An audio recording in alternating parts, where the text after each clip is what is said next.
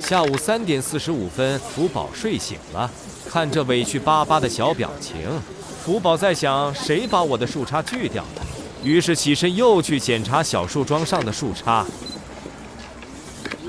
福宝一副很无奈的表情，树杈只要是锯掉了，肯定有园方的考虑。我猜测有可能是树杈腐朽了，有了安全隐患，害怕福宝依靠着突然折断摔了福公主。这只是个人猜测而已，具体什么原因就不得而知了。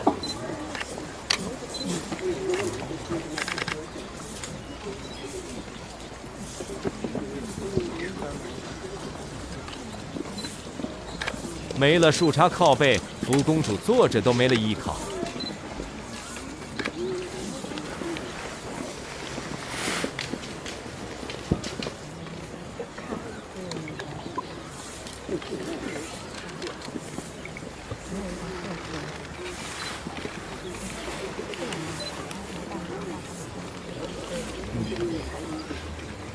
福宝在小树桩上坐了一会儿，就又来到树洞上休息。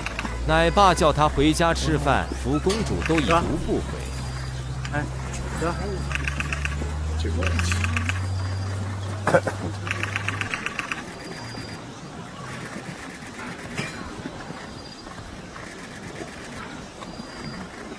对对对。